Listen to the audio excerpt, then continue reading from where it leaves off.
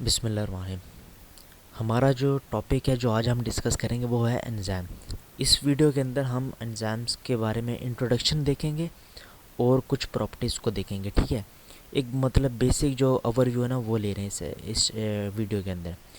इस वीडियो को स्टार्ट करने से पहले मतलब लेक्चर को स्टार्ट करने से पहले एक जस्ट रिक्वेस्ट है कि आपने अगर चैनल सब्सक्राइब नहीं किया हुआ ना तो आप ज़रूर चैनल को सब्सक्राइब करें ताकि हमारी जो भी वीडियो है वो आप तक आसानी से पहुंच सके और हमें भी कुछ ना कुछ फ़ायदा हो सके।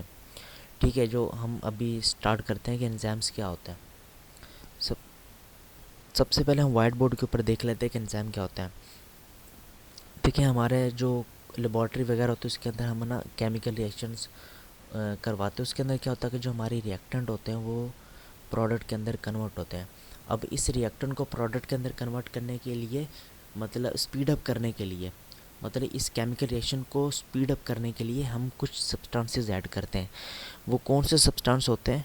वो होते हैं कैटलिस्ट। आपने केमिस्ट्री में भी पढ़ा होगा, अगर नहीं पढ़ा तो इधर भी थोड़ा सा जनरल कॉन्सेप्ट दे देता हूँ कि रिएक्टेंट को प्रोडक्ट के कन्वर्ट कर रिएक्टेंट तो प्रोडक्ट के अंदर कन्वर्ट होगा, लेकिन इसको जल्दी कन्वर्ट करने के लिए मतलब इसको स्पीड अप करने के लिए हम कुछ सब्सटेंसेस को ऐड करते हैं जिनको हम बोलते हैं कैटलिस्ट। ठीक है, ये कैटलिस्ट क्या करते हैं, जो केमिकल रिएक्शन हो रहा होता है उसको स्पीड अप कर देते हैं ताकि जल्द से जल्द प्रोडक्ट बन सके। उसी तरह जिस तरह एक लेबॉर्ट्री के अंदर कैटलिस्ट काम करता है उसी तरह हमारी बॉडी में भी कैटलिस्ट होते हैं, उन्हें हम बोलते हैं बायोलॉजिकल कैटलिस्ट। और वो कौन से होते हैं और वो कौन से कैटलिस्ट होते हैं? वो होते हैं बायोलॉजिकल कैटलिस्ट और उनको हम क्या कहते हैं? एंजाइम्स। उनको हम कहते हैं एंजाइम्स। ये बायोलॉजिकल मॉलिक्यूल्स होते हैं जो हमारी लिविंग बॉडी के अंदर जो मतलब हमारे सेल्स के अंदर जो केमिकल रिएक्शंस, उन केमिकल रिएक्शंस को भी हम क्या बोलते हैं? बायोकेमिकल रिएक्शन को स्पीड अप करते हैं। ऐसे बायोलॉजिकल मॉलिक्यूल्स जो बायोकेमिकल रिएक्शंस को स्पीड अप करते हैं और एज अ कैटलिस्ट के तौर पर काम करते हैं, हम उनको बोलते हैं एंजाइम्स। ठीक है, उनको हम क्या बोलते हैं? एंजाइम्स। अब हम आपकी किताब की तरफ जाते हैं। देखें, जो आपकी किताब के अंदर जो फेडरल बोर्ड की किताब है नेशनल बुक फाउंडेशन, उसके अंदर क्या लिखा हुआ कि हम इसको ही फॉलो करेंगे। The sum of all chemical reactions going on in a cell is known as metabolism. मतलब एक सेल के अंदर जितने भी केमिकल रिएक्शंस हो रहे थे उनको मेटाबॉलिज्म बोलते हैं। हम बायोएनर्जेटिक्स चैप्टर के अंदर पढ़ेंगे कि मेटाबॉलिज्म भी दो तरह के होते हैं, एक एनाबॉलिज्म और एक कौन सा होता है? कैटाबॉलिज्म। ठीक है, यहाँ तक हमें पता चल गया कि मेटाबॉलिज्म किसको बोलते हैं? जो भी केमिकल रिएक्शंस हमारी लिविंग सेल्स के अंदर हो रहा होता है उसको हम बोलते हैं मेटाबॉलिज्म। वो उसके अंदर क्या होता है कि हमारे रिएक्टेंट मिलकर प्रोडक्ट बनाते हैं, या तो प्रोडक्ट टूट कर रिएक्टेंट बन रहे होते हैं। ऐसा ही होता है ना। एनाबॉलिज्म के अंदर क्या होता है कि जो छोटी चीज़ें होती हैं मतलब रिएक्टेंट मिलकर प्रोडक्ट बनाते, बड़ी चीज़ बनाते हैं। और कैटाबॉलिज्म के अंदर क्या होता है कि जो प्रोडक्ट होती है या कोई भी बड़ा सब्सटेंस होता है वो टूट कर छोटे मॉलिक्यूल्स के अंदर कन्वर्ट होता है। अब ये जो रिएक्शंस हो रहे थे मेटाबॉलिज्म होता है, ये बहुत फास्ट हो रहा होता है हमारी बॉडी के अंदर। ये रिएक्शन बहुत फास्ट हो रहे थे। देखिए, हमारी जो बॉडी होती है उसको प्रॉपर फंक्शनिंग के लिए हर चीज़ है ना जल्दी जल्दी चाहिए होती है। तो जितने भी रिएक्शन होते हैं वो बहुत जल्दी परफॉर्म्ड हो रहे होते हैं ताकि जो भी प्रोडक्ट बने उसको जल्द से जल्द वक्त पर ही इस्तेमाल करके जो सेल होता है वो अपनी एक्टिविटीज़ को जारी रखे। सेल डिवीजन के लिए एनर्जी चाहिए, तो प्रोडक्ट चाहिए, तो प्रोटीन बनाने के लिए जो प्रोटीन का बनना वो भी एक केमिकल रिएक्शंस होता है। कार्बोहाइड्रेट का टूटना ये भी केमिकल रिएक्शन है। इस तरह जो भी केमिकल रिएक्शन होता है हमारी बॉडी के अंदर बहुत जल्दी परफॉर्म्ड हो रहा होता है। उसके जल्दी परफॉर्म्ड होने का मकसद ये होता है कि जो हमारी बॉडी होती है उसके जो सेल्स होते हैं उसको अपनी तमाम एक्टिविटीज़ परफॉर्म करने के लिए जो भी चीज़ चाहिए होती है प्रोडक्ट वो बर वक्त मिल सके। अब ये जो रिएक्शंस जो बहुत तेज़ी से हो रहे होते हैं इनको कौन तेज़ी से परफॉर्म कराता है? वो होते हैं एंजाइम्स। वो कौन होते हैं? एंजाइम्स। एंजाइम्स ही होते हैं जो हमारी बॉडी के अंदर जो केमिकल रिएक्शन होते हैं उनको क्या करते हैं? स्पीड अप कर देते हैं। ठीक है, अब फिर दोबारा कि अभी डेफिनेशन, एंजाइम्स जो होते हैं वो बायोलॉजिकल कैटलिस्ट होते हैं। मतलब जिस तरह केमिकल लेबॉर्ट्री के अंदर हमारे पास कैटलिस्ट होते हैं ना, उसी तरह ये भी कैटलिस्ट होते हैं, लेकिन ये लिविंग बॉडी के अंदर मौजूद होते हैं इसलिए हम इन्हें बायोलॉजिकल कैटलिस्ट बोल रहे हैं। ये क्या करते हैं? Speed up the biochemical reaction without being consumed. ये बायोकेमिकल रिएक्शन जो हमारी लिविंग बॉडी के अंदर हो रहा था उसको क्या करते हैं, स्पीड अप कर देते हैं। और इम्पोर्टेंट चीज़ कि विदाउट बीइंग यूज्ड, खुद इस्तेमाल हुए बगैर। इससे क्या हमारा आता है, मतलब ये रिएक्टेंट है ना, इसने कन्वर्ट होना प्रोडक्ट के अंदर, ठीक है। अब इस रिएक्शन को स्पीड अप कैसे करेंगे हम, एंजाइम्स की बदौलत, ठीक है। अब जो एंजाइम्स होता है इस रिएक्टेंट को जल्दी से प्रोडक्ट के अंदर कन्वर्ट कर देता है, लेकिन जो बात यहाँ पर इन्होंने लिखी है उसके मुताबिक जो एंजाइम होता है वो खुद यूटिलाइज नहीं होता। मतलब जैसा रिएक्शन से पहले एंजाइम होता है वैसा ही हमें आखिर के अंदर भी एंजाइम मिलेगा। मतलब एंजाइम्स के ऊपर कोई भी चेंजिंग नहीं आएगी, ना क्वालिटी के ऊपर ना क्वांटिटी के ऊपर। जितनी क्वांटिटी का एंजाइम होगा उतना ही रहेगा, ना ही उसकी क्वालिटी के ऊपर कोई फ़र्क पड़ेगा। बस वो अपना काम करेगा, वो रिएक्टेंट को क्या करेगा, कन्वर्ट कर देगा प्रोडक्ट के अंदर। अब इन सब चीज़ों को समझने से पहले ना मैं आपको ये बताता हूँ कि जो हमारा एंजाइम होता है वो वर्क कैसे करता है। देखिए, एक रिएक्टेंट को प्रोडक्ट के अंदर कन्वर्ट होना है, ठीक है। अब एंजाइम कैसे उसको, उस बायोकेमिकल रिएक्शंस को स्पीड अप कर देता है। देखें, इस रिएक्टेंट को प्रोडक्ट के अंदर कन्वर्ट होने के लिए एक एनर्जी चाहिए होती है। वो एनर्जी को हम बोलते हैं एक्टिवेशन एनर्जी, ठीक है। उस एनर्जी को हम क्या बोलते हैं, एक्टिवेशन एनर्जी। जब तक इस रिएक्टेंट के पास एक्टिवेशन एनर्जी नहीं होगी तब तक ये कन्वर्ट नहीं होगा किसके अंदर, प्रोडक्ट के अंदर, ठीक है। अब क्या होता है, कुछ रिएक्शंस होते हैं जिनकी एक्टिवेशन एनर्जी ज़्यादा होती है, किसी की कम होती है। अब समझो यहाँ पर ये जो हर्डल हमने किया ना, जिस तरह इसको यहाँ से जंप लगाकर इधर आना है प्रोडक्ट बनने के लिए, ठीक है। ये हर्डल सामने बना दे। ये जो हर्डल है ये बेसिकली क्या है, ये है एक्टिवेशन एनर्जी का बैरियर, ठीक है। जब तक इस रिएक्टेंट के पास इतनी एनर्जी नहीं होगी, इतनी ये एक्टिवेशन, तब तक ये प्रोडक्ट के अंदर कन्वर्ट नहीं होगा। अब एंजाइम क्या करता है, एंजाइम आता है, एंजाइम क्या करेगा, यहाँ पर ये एक्टिवेशन एनर्जी को लोअर कर देगा, ठीक है, ताकि इसको कम एनर्जी के अंदर ही कम एनर्जी लेनी पड़े और प्रोडक्ट के अंदर कन्वर्ट हो जाए, ठीक है। तो यहाँ पर हमें क्या पता लगा कि जो किसी भी रिएक्टेंट को प्रोडक्ट के अंदर कन्वर्ट होने के लिए एक एनर्जी चाहिए होती है। उस एनर्जी को हम क्या बोलते हैं, एक्टिवेशन एनर्जी। जब तक उस रिएक्टेंट के पास वो एक्टिवेशन एनर्जी मौजूद नहीं होगी तब तक वो प्रोडक्ट के अंदर कन्वर्ट नहीं होगा। लेकिन एंजाइम क्या करता है, इस रिएक्टेंट की एक्टिवेशन एनर्जी को क्या कर देता है, लोअर कर देता है। जैसा कि यहाँ लोअर कर दिया तो इसको कम एनर्जी के अंदर ही ये प्रोडक्ट के अंदर कन्वर्ट हो जाएगा, ठीक है। मतलब ये एक्टिवेशन एनर्जी, मैंने क्या बोला, ये हर्डल है ना, हर्डल। जब एक्टिवेशन एनर्जी कम होगी तो मतलब इसको कम जंप लगाना पड़ेगा, मतलब इसको कम एनर्जी मतलब लगानी पड़ेगी और कम टाइम लगाना पड़ेगा यहाँ से जंप लगाने के लिए, ठीक है। तो वो जल्दी से कन्वर्ट हो जाएगा प्रोडक्ट के अंदर। सिर्फ इतना सा काम होता है किसका, एंजाइम्स का। हम और भी दूसरी प्रॉपर्टीज़ भी यहाँ देख लेते हैं कि एक तो हमने पढ़ा कि जो एंजाइम होता है वो क्या करता है कि एक्टिवेशन एनर्जी को क्या कर देता है, लोअर कर देता है। एक्टिवेशन एनर्जी को लोअर कर देता है, एक्टिवेशन एनर्जी को लोअर कर देता है। और हमें ना बहुत स्मॉल क्वांटिटी के अंदर है ना, बहुत स्मॉल क्वांटिटी के अंदर एंजाइम्स चाहिए होता है, स्मॉल क्वांटिटी, ठीक है। स्मॉल क्वांटिटी के अंदर एंजाइम्स की ज़रूरत होती है, बिल्कुल स्मॉल क्वांटिटी के अंदर, ठीक है। वो इतनी क्वांटिटी के अंदर भी रिएक्टेंट को प्रोडक्ट के अंदर कन्वर्ट करा देता है इजीली।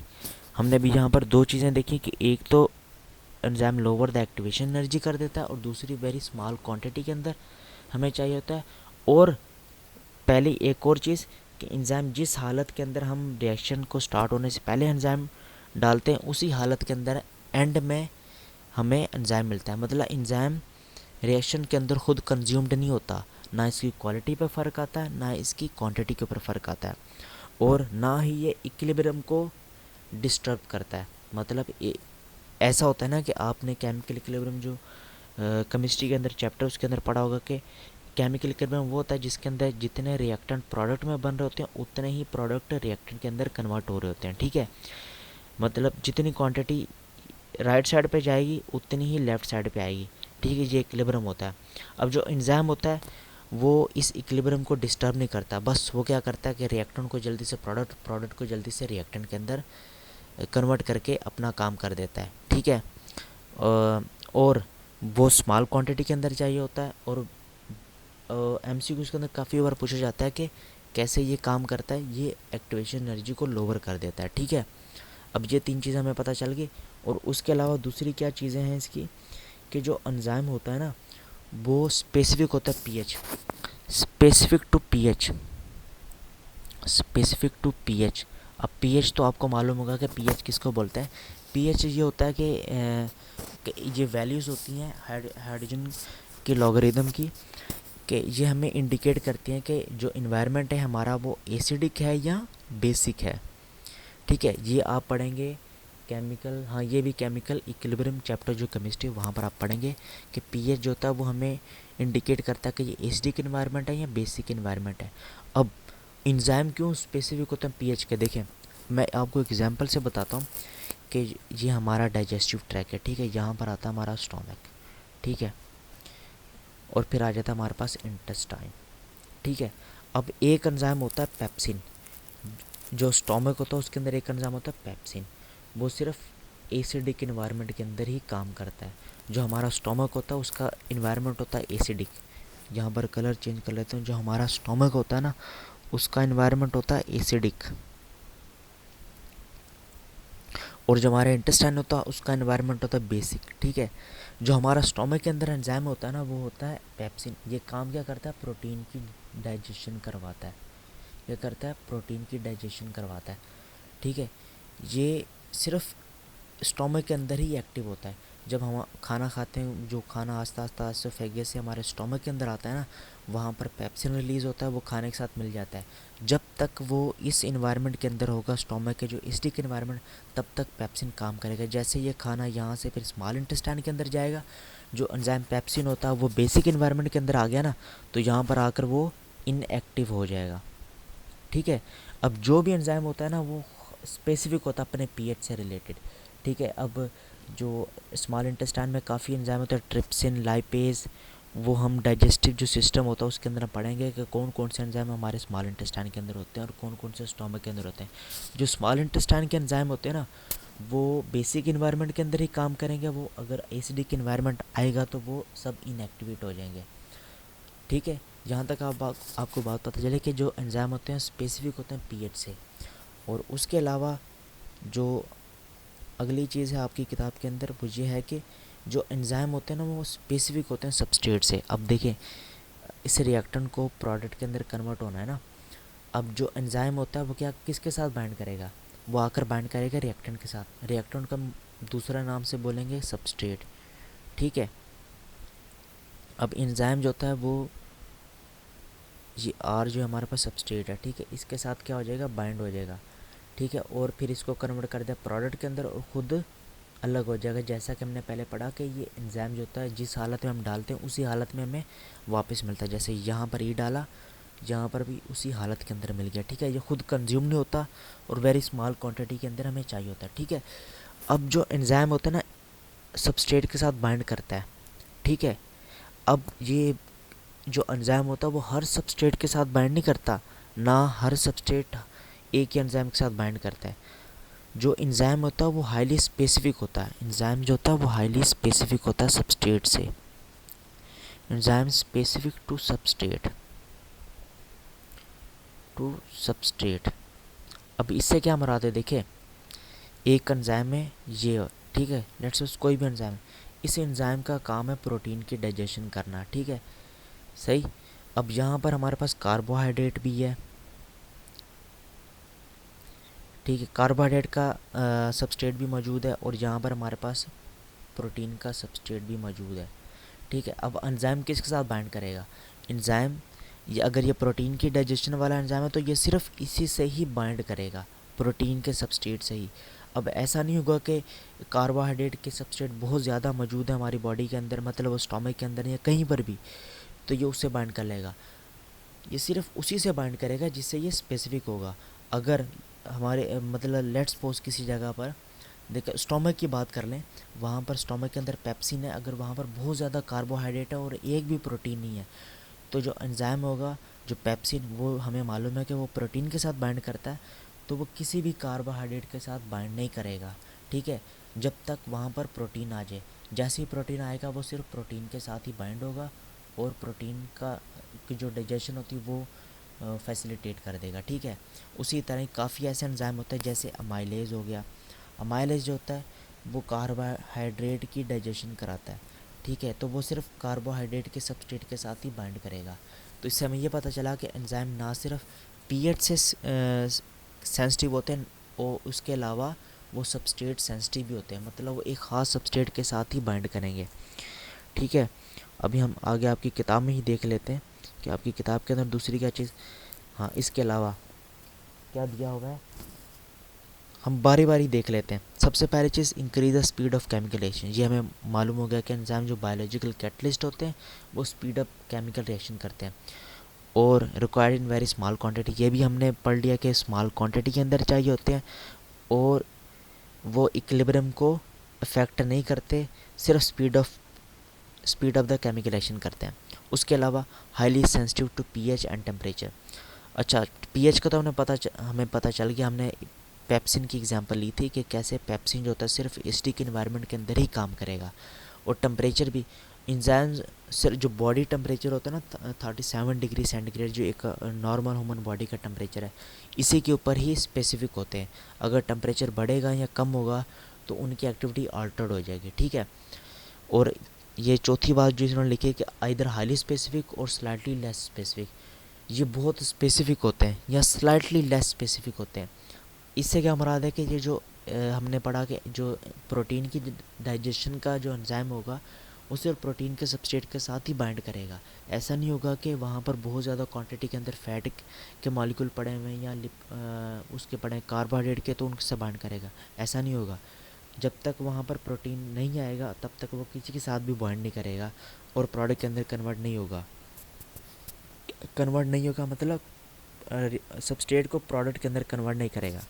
अच्छा, अगली चीज़ can work in vivo as well as in vitro. ये लिविंग सेल्स के अंदर भी काम करते हैं और ग्लासवेयर मतलब लेबॉर्ट्री के अंदर भी काम करते हैं। एक ह्यूमन बॉडी के अंदर हमने एक एंजाइम दरियाफ्त किया, ठीक है, अभी हमें उसका पता नहीं कि वो कौन सा फंक्शन करता है, तो हम क्या करेंगे, उसको लेबॉर्ट्री, हम ह्यूमन बॉडी से उसको निकालेंगे, उसको लेबॉर्ट्री के अंदर लेकर जाएंगे। ठीक है, लेबॉर्ट्री के अंदर हम उसको टेस्ट करेंगे, तो वो जो एंजाइम होगा वो लेबॉर्ट्री के जो वो कंटेनर होते हैं उनके अंदर भी काम करेगा। ठीक है, और फिर छवीं चीज़ ने क्या लिखी है कि कुछ एंजाइम होते हैं उनको कोफैक्टर चाहिए होते हैं।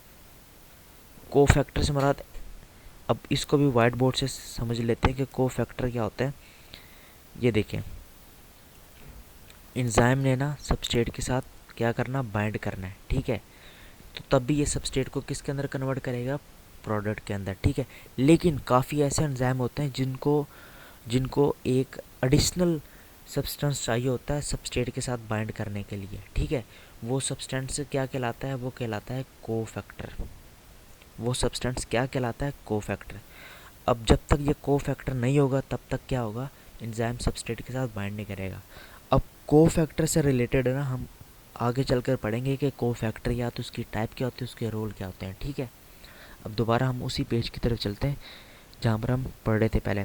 और इस सातवीं बात के lower the need of activation energy, यही कि एंजाइम कैसे काम करता है मैंने आपको बताया कि दोबारा से बता दो ताकि आपका जो कंसेप्ट है वो बिल्कुल क्लियर हो जाए। ठीक है, अब एंजाइम कैसे काम करता है, कोई भी रिएक्टेंट को प्रोडक्ट के अंदर कन्वर्ट होने के लिए एक एक्टिवेशन एनर्जी चाहिए होती है। ठीक है, एंजाइम क्या करता है, इस एक्टिवेशन एनर्जी को लोअर कर देता है।